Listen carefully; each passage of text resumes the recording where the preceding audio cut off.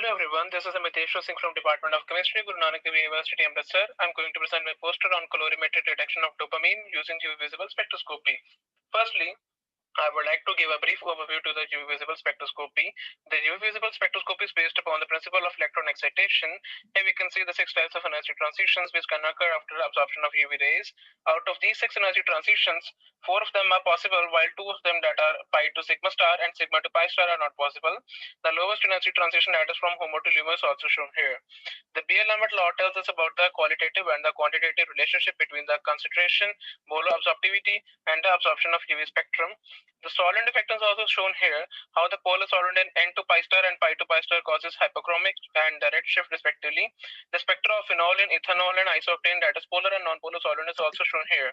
Talking about the chromophore and oxochrome, chromophore is the covalently bonded moiety with any compound and is responsible for the absorption of UV visible radiation, whereas oxochromes are those moieties which when attached to the chromophore increases the absorption wavelength.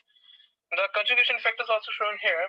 Taking examples of ethylene, butadiene, hexatriene, and octatriene, we can observe that as we are increasing the conjugation, the energy levels are decreasing. And from the spectrum, we can see that as we are increasing the conjugation, the lambda max value is increasing. So more is the conjugation, lower is energy, and higher is the lambda max value. Now, talking about the visible spectrum, we can see it's range from 400 to 800 nanometer. With the spectrum, we can get to know about the colors of the various substances. For example, the orange color of carrot, which is due to the beta carotene, having lambda max value 455 nanometer, and the blue color of cornflower, which is due to the cyanidine, having the lambda max value 545 nanometer. In this wheel, we can see that a molecule will look diametrically opposite to the color they acquire from the color wheel.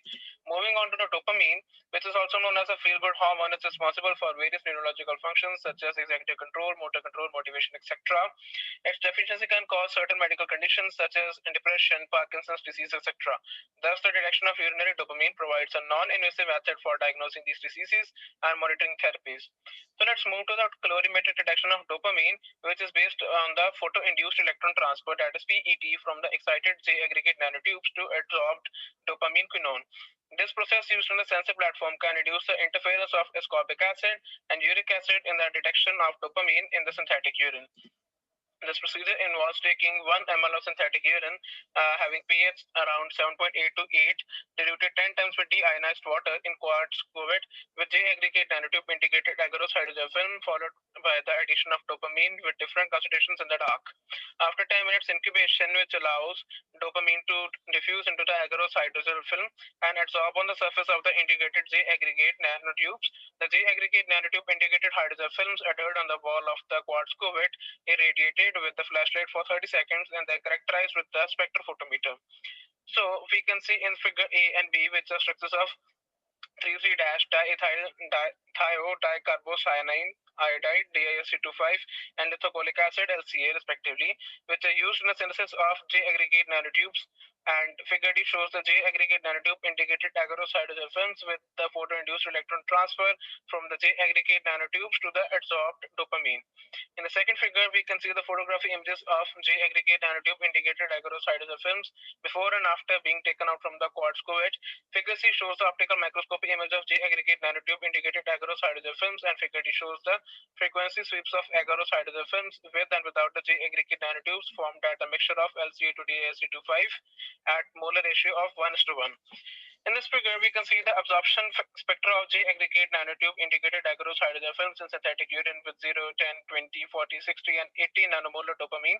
Figure B shows the plot of delta I to I naught as a function of dopamine concentrations in synthetic urine, and figure C shows the detection limit of J aggregate nanotube integrated hydrogel films for dopamine in synthetic urine. During the auto-oxidation of dopamine, it was noted that its auto-oxidation occurred in an aqueous solution with pH higher than 7, leading to the formation of quinone form, which is figure A. Thus, dopamine exists as quinone form and positively charged in the synthetic urine with pH around 7.8 to 8. This is responsible for the delocalized excitation of J aggregate nanotubes. The excited electrons can efficiently transfer to the adsorbed dopamine quinone, giving the good sensitivity of G-aggregate nanotube indicated hydrogel films in the detection of dopamine in synthetic urine. In figure B, cyclic voltammogram of G-aggregate nanotubes formed at the mixture of LCA to DASC25 at molar ratio of 1:1 is shown, and in figure C, schematic energy band diagram of G-aggregate nanotubes and dopamine quinone is shown. Thus, in the conclusion, we find that in the presence of dopamine in synthetic urine, the J-band intensity of the immobilized J-aggregate nanotubes decreases linearly with the increase of dopamine concentrations from 10 to 18 nanomolar, giving a detection limit as low as approximately 7 nanomolar. Furthermore, the J-aggregate nanotubes are less sensitive to the uric acid and ascorbic acid compared to the dopamine. The optical response of J-aggregate nanotube integrated hydrogel films is a result of PET from the excited J-aggregate nanotubes to the adsorbed dopamine quinone. Benefited from the delocalized excitations of J aggregates and the PET mechanism, the optical sensor shows the high sensitivity to dopamine over uric acid and ascorbic acid. In the end, I would like to thank my mentor and my guide, Sir Sri Guru Granth Sahib Ji, and my parents who always believed in me and motivated me to push myself in this journey, and Dr. Prabhat Singh Sir for guiding me throughout this poster making journey. Thanks a lot.